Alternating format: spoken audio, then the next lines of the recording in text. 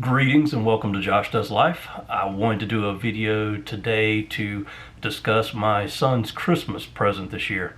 We're right here at Christmas as it is the 23rd, so we're winding down. This year, I kind of had a little sinus stuff going on right now. This year, my son has asked Santa Claus for an aquarium for Christmas. So I've had aquariums my entire life. I started out at a really young age with them. I started in freshwater, of course, but quickly as I got to be a teenager, I moved over or transitioned to saltwater.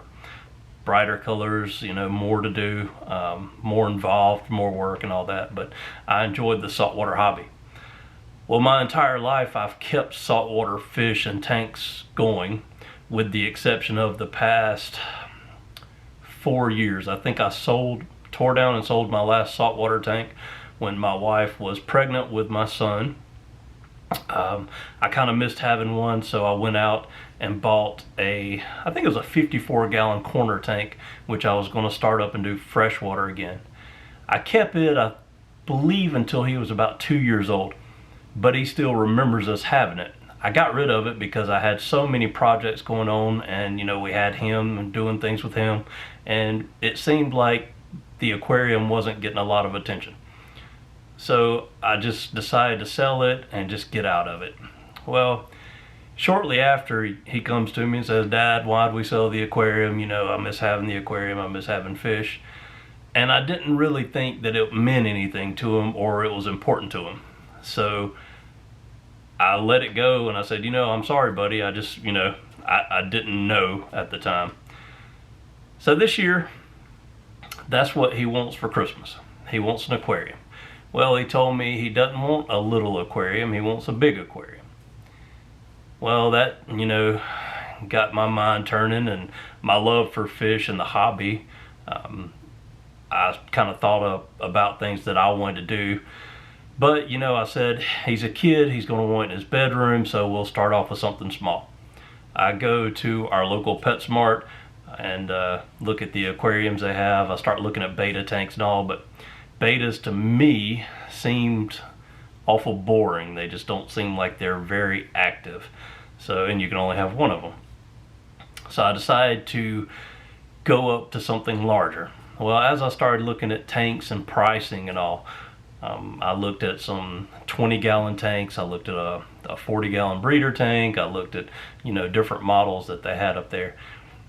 It was almost cheaper to go larger than smaller. They had 20-gallon setups that were, $89, $99, depending on what all you wanted with them. A tank and stand, if you wanted like a filter with them, things like that. They were approaching $100. Well, I look over and they have a couple bigger ones. They have a 40-gallon that comes with a stand for $149, I believe. Then they had a 36-gallon bow front that was $149, and then they marked it down from that, so they had an even bigger sale on it. So at that price point, I said, well, it's not a huge tank. I can fit it in a spot in his room, and I think I can make it work. I don't want to get him too small of a tank, but I don't want to get him too large of a tank either. And I'm primarily going to be the one taking care of it, so I didn't want to have to constantly work with it. Okay, so I picked out this 36-gallon bow front. It's a cheaper line. Now it's made by Top Fin. I know they make some of the lower end aquarium stuff. But, this is just the tank part of it. And the top of it's rimless. The bottom of it does have a rim to it. I'm going to do some other videos kind of in this series, and I'll show you like progress when I get it set up. When I start to set up the tank, kind of as I go through and put things in. So this time, what I did for his, I bought some plastic decor. And I started looking at it, and I really just didn't like it. Well, like I said, my entire life I've done saltwater. I've never really gotten into freshwater since I was a kid. Well, at the time, I never did try anything planted. I started looking around at all these planted tanks, and I'm thinking, plants in the water. That's going to take out some of the bad stuff that you don't want. It'll be healthier for the fish, it gives them a hiding place and all, and it looks more natural. So I started thinking, okay, let's try a planted tank, even though it's just for my son and going to be in his room.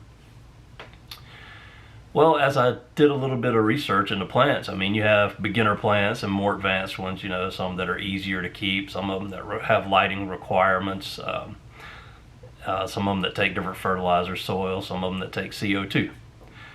Well, I'm a first timer ever having any live plants in a freshwater aquarium. So I started watching the videos, doing all this research and trying to figure out some things about it and see what I wanted to put in this aquarium. I have not decided completely what plants that I want, but I do want to kind of set up the aquarium so that I have some options. I like to, and I'm bad about when I start something or when I do it, I get very involved. I don't want to do like bottom line stuff. I want to spend some money, get nicer stuff, so I don't have problems down the road. So what I've done so far, I have the 36-gallon bow front that just came from PetSmart, top fin, like I said. I've ordered a substrate to go on the bottom of it, and it hasn't come in yet, but I'm expecting it any time. It should be here today. It might be here after Christmas. I believe it was by, was it Caribbean Sea? I'm not sure. I'll put in the description actually what it is, but it's like a porous type substrate that has some fertilizer already in it. So I think it's kind of like a good way to get, if you're going to do plants that go down in the substrate, to kind of get them kick started. We're going to try that out and see how it goes anyway. Then I started looking at the light that was on it. The light that it comes with is this little cheap top fin hood, a single bar of LEDs. I don't think it produces a lot of light. So I wanted to go ahead and spend a little bit of money on a light that would accommodate not every plant, but at least get me to where I can do some beginner plants that might have more options versus just having that extreme low light LED. I'm sure there are some plants out there that can handle that, but I just wanted to have the options. So I invested a little bit of money in a light. I didn't go top end when I was dealing with salt water. My last tank I had here was what I have, 100-gallon that was pre-drilled, sump system, skimmer, all that type stuff, and I had Kessel LEDs on it. They're fairly expensive, but I loved them. They were great. I did a little bit of that I can't talk today. I did a little bit of research and looked into some of the popular LED lights for planted aquariums and aquascaping and all that type stuff. You can spend a lot of money on those as well, and you can even get Kessels if you want to do that route. You can get some, $300 lights for freshwater planted aquariums if you want to. I didn't want to spend that much money on a little fish tank in my son's room, so I kind of went middle of the road, I think. There was some cheaper options, definitely, but I ended up, well, I'm not going to tell you what I got. We'll go over it in just a second. I ended up getting one that was kind of mid-range, spent around $90 on it, and I think it's going to kind of get me where I need to be and give me some options with the aquarium. So next up, we've got filtration. Like I said, in saltwater systems, I've had sumps for years. That's what I'm used to dealing with. I don't remember the last time that I had a hang-on back filter. I did when I did the last little freshwater tank that I had a canister filter for that. I like canister filters. To me, they're a little bit more work. Some people say, oh no, they're no work and all. I think they're a little bit of work, a little bit messy. You keep them in the stand. When you open it up, you're bound to spill a little bit of water out. So you have to get some towels and transport the stuff over to the sink or wherever you're going to clear it out. Excuse me. Oh. But, they're a little bit more work in my mind. So I'm doing my first hang-on back filter in a number of years. Now, I have known some people that have had hang-on-the-back filters before, and it just seems like it'll be so easy. You can just open up the lid on the back, pull your filter pad, media, that type thing. A lot of them have cartridges. You just pull that out, you know, hold a paper towel or a bowl or something, pull it out, switch it out with a new one, and you're up and ready to go again. So it seems like it'll just be easier. We might turn it on and I might hate it and might go to a canister filter. I don't really know yet, but this is going to be our, I want to say beginner tank again, because it's going to be me and my son putting it together ourselves, and his first time with any kind of actual fish tank and doing anything on one, because when he was younger he never did help me really on that tank that I did have. He just looked at it. So I'm going to get him involved in this one. So this one's going to be first time for him, and it's going to be first time for me in certain type things. And some of the hardware, like the hang on the back filter, I've never tried or used. It's going to be a first time for me using live plants and like a fertilizer and substrate and that type of stuff. I've never used any of it. So we're gonna see how this goes. This is gonna be kind of a beginner thing, so to speak. So I'm gonna take everybody along for the ride, and you know, if you're into this type of stuff, you're welcome to watch the videos, and I will be producing other videos at the same time. I got a little bit behind here. I think I'm about 2 weeks since I did my last video, but holidays and colder weather have slowed things down. So anyway, what I'm gonna do is I'm about to cut over and I'm gonna show you the things that I've purchased so far and kind of tell you my thoughts on them and the reason that I selected them. And then we'll conclude this video right after doing that. And then after Christmas, he hadn't gotten this tank yet. We have it kind of put away so he can't see it. After Christmas, when he actually gets his aquarium, then I'll do a video and kind of take you guys along as I set it up and try to configure things and figure out these things too. So, you know, it'd be something that everybody can throw your input in there. If you've been into planted aquariums and have any advice or tips, throw them at me, you know, and we'll start a little discussion on that. But anyway, I hope you enjoy. I hope, you know, as I'm going through this and kind of learning some things, it might help somebody else, you know, that's looking into it or wanting to start an aquarium or give somebody some ideas. You know, it's always my goal to be helpful as I can, as well as provide a little bit of entertainment, and then kind of documenting what I have going on in my life, just, you know, kind of so everybody can see what's going on and out there. So anyway, I hope you enjoy the video. Let me cut over this and show you what I've got so far, and we'll call it quits on this one. Thanks a lot, and let me go ahead and say Merry Christmas to everybody.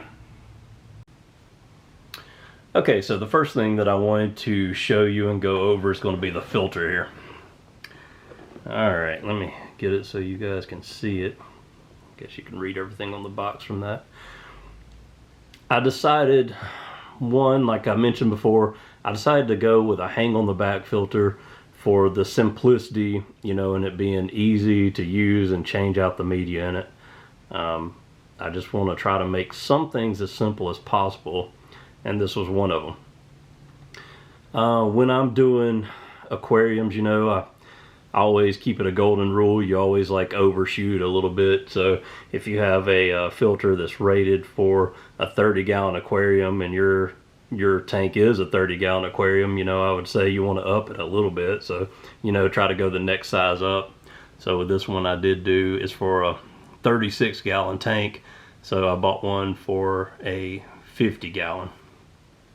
I'm hoping that's going to be enough. If it isn't and I find out any differently, then we'll change it out. Lots of people have done unboxing of these things, so I don't think there's much of a reason to do that. These things are fairly cheap. If you go to PetSmart, I think they run you about 50 bucks, or if you order them from Amazon, I think it was, you know, maybe 20 something, maybe 30. I'll put the link in the description, so if you're interested in this stuff, you can check it out and kind of see what the pricing is. But this one looks like a really simple setup as far as, you know, it kind of has this little basket here, and it has your foam block for filtration for the first stage. It looks like they have carbon here for the second, and then it has a biological filter. If you're not familiar with that, like the biological filtration, that's something that's spread across like every kind of aquarium and setup that you have.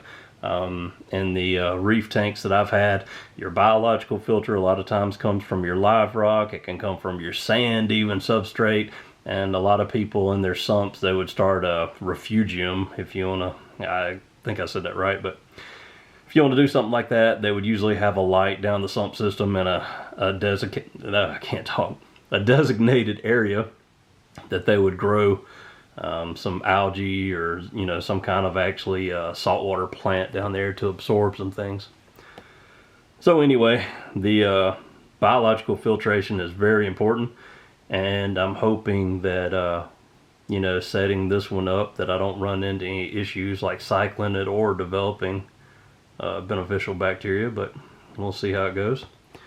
So anyway, that's going to be the filter we're going to start out with and use. I think it'll be adequate enough.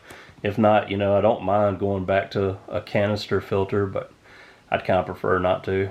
And the canister filter that I had before, I actually used an Eheim, and it was still a little bit noisy. We had it in our formal living room, and it was just a little bit noisy to me. Next, and I just mentioned Eheim, and here we go. Eheim heaters. So whether you're doing saltwater fish or you're doing tropical fish, all of them take a heater. For the most part, both of them enjoy temperatures, in a range from 78 or even maybe even less, depending on what you have. But let's say 78 to 80 degrees is kind of the preferred temperature. I used to keep my saltwater tanks at 80 degrees. Depending, I have kept some a little bit lower depending on what all I was trying to do. But anyway, Eheim heaters, I've used them in my saltwater tanks. I always kept them in my sumps. These are the heaters that I've used for a long time, and I've never had one fail on me. I think with my last 100-gallon tank in the sump, I think I had 4 of them altogether. I'm just trying to think of the sizes. I had 4 of them, I think, that were rated for, was it like 20 or 30 gallons a piece? And I had them lined up in the sump, so all the water kind of passed over them. I kind of had failover when I had the saltwater system, because I had a Neptune Apex controller system. And what I did with that is it had another temperature sensor, and basically you plug these into the power block for that unit. And if your temperature, you could set it, if it got over a certain temperature, then it would kill the power to these things. That's one of the things in aquariums, excuse me, in keeping aquariums that I've always heard people talk about. There's always the fear with that a heater could fail, and if it got stuck on, then it could overheat your tank and cook your fish. I think a lot of them, even cheaper brands, I think they kind of have some safety built into them, to where if that kind of thing, like preventing that type thing, let's just say that. I've never heard of anybody that's gotten a decent filter and that happened to where it just got too hot and cooked everything. Now I hear people talk about they actually failed and just quit working. I've also heard people say they've had a filter that maybe the seal wasn't good on it or something like that, and it'd get moisture inside the tube, and that would like burn out the elements over time. I've heard some different things when it comes to aquariums and heaters. I used to be in some saltwater forums, and we would talk about a lot of that type of stuff. But I've never had an issue with the Eheims. So that's what I'm going to stick with, even for freshwater. If you have any questions or anything about that, let me know. This one's rated up to 40 gallons. I think that's going to be sufficient in his little bedroom. Like I said, this one, it is a 36 gallon. But, there's the temperature of our house is fairly warm, so it's not going to have to bring it up a whole lot. If I run into any issues, then I'll get a bigger one. I probably wouldn't run 2 in there, but I can get a larger one. So anyway, that's our heater. Next, I might have to back our camera out for this one, or just run it down anyway. All right. Well, I can't get all the box in here the way I have it set up, but Phoenix LED lighting system, 24/7 Planted Plus SE fully automated LED light.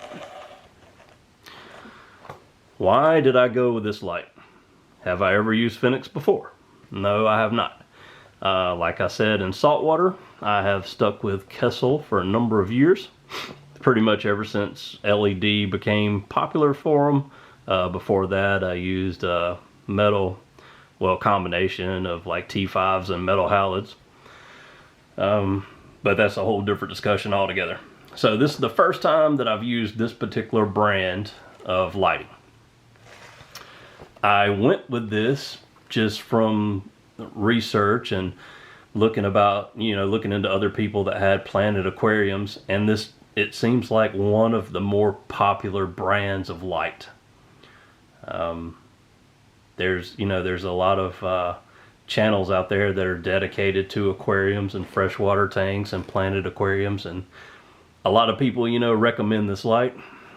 It's kind of a mid-range as far as price to me. I think this one was $90.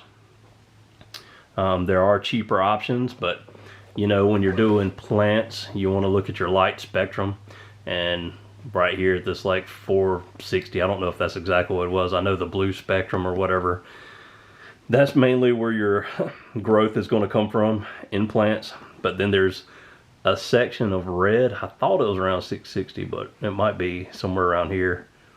But you want some of the red spectrum for growth and all as well.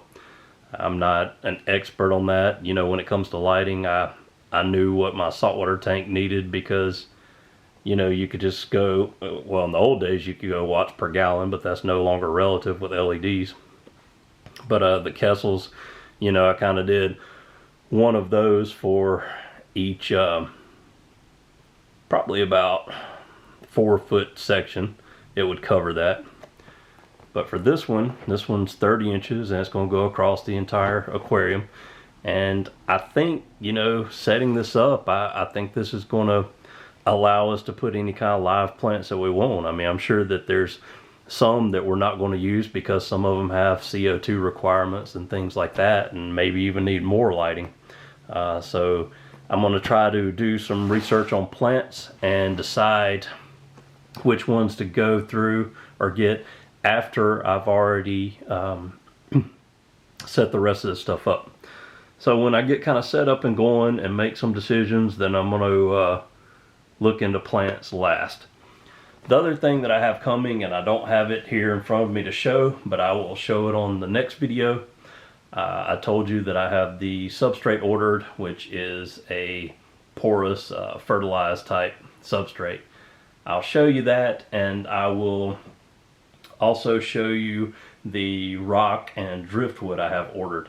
Now I went to liveaquaria.com. I'm familiar with them because I ordered most of my saltwater stuff from them. So I went on their website, and one of the real popular rocks, it seems, for planted aquarium is something called dragonstone. I don't know what its actual name is, scientific name or whatever. They happen to have it there, so I've ordered 25 pounds of dragonstone, and then I've ordered a couple of large pieces of driftwood. So what I'm going to do when it comes in, I'm going to try to do a little aquascaping and see how it turns out. I'll make a video and you guys can see how I do it and kind of some of my thinking behind it as we go along. And we'll go from there. I mean, I'll get, if anybody wants to give me any input and thoughts, let me know. I don't know necessarily that I'm going to use the driftwood and the rock. I might use one or the other, or I might use both together. I guess I'm just going to have to play with it and see what I end up with. I know it's a different thing. You kind of just put what you want in there versus salt water. You kind of wanted a pound per gallon when it came to your live rock. That can vary a lot depending on a lot of other things, but that's what you would shoot for. But in freshwater, it's kind of just, it seems, whatever you want to use. So just for looks anyway. So anyway, I'll close out this video. I really appreciate everybody watching. I appreciate my small subscriber base that I have now. Hopefully we can keep going along and hopefully get some more people interested in watching these videos. I'm going to continue maybe until it gets going, and maybe even updates. I'm going to do several more videos on the aquarium. And then, we're going to do, when it gets spring again, I'm going to get back and doing some fishing videos, and then we'll do other projects and reviews. Thank you very much for watching, and I hope everybody has a wonderful Christmas.